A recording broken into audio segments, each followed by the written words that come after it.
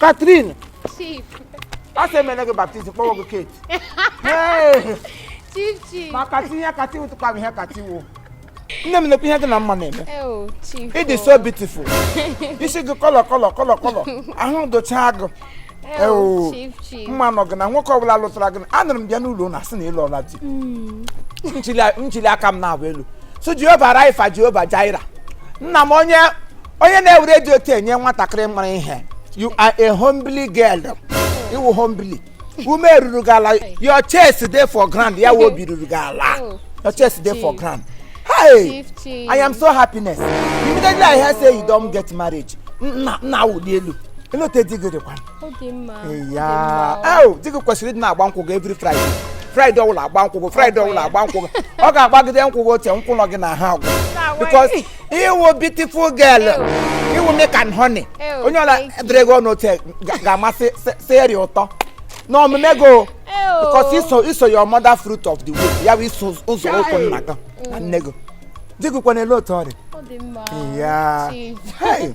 Onye gi ni akwukwa no wo onye na azuru na eji ko onye na azuru no nkata. Ko wo on the mechanic. This man. Onye gi ni akwukwa m naji. Ko driver gi. This is my husband. How can you say that kind of thing from your mouth and tell somebody? Chief, this is my husband. How you go do this kind of mistake for marriage? A lot of say moody mistake and a marriage. This is my husband. This is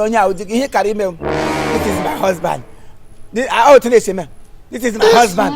Give me say I call walk abroad with the madam. What we got in the introduction. The proudness of me. This is my husband. Manu Donya, he carries some more.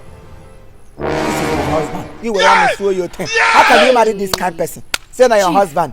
You know, shut up, Mr. Man. Hey. How dare you insult me right before me? I don't know. Look at this dirty thing that can't even shave his beard.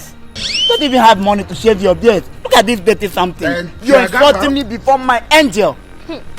I don't know about it. Listen to me.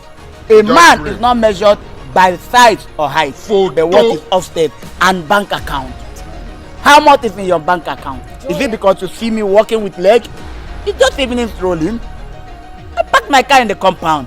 See my babe, can I walk around and look for evening breeze? And you're here insulting me. You did not even watch my watch, neither my necklace. Look at how dirty you are.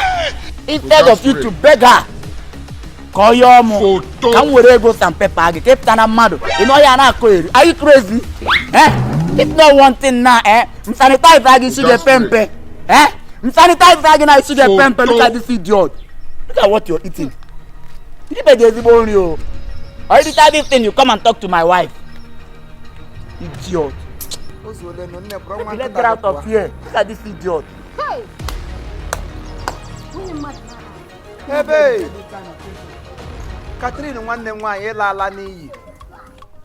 So now this thing you go marry, now Catherine don't marry. Catherine don't marry. I can't happy say my sister don't jump into matrimonial hood.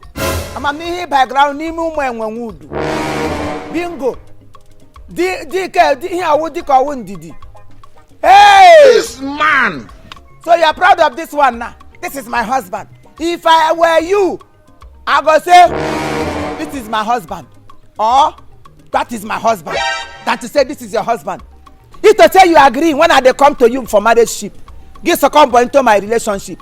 At least by now, I'm going to be there when you hustle. Me go ma bala like this. I'm chile ubumelu. You get trousers, I'm jump up because I belong to Jump Up Trouser Association. I now got to get pocket pot. I swear you.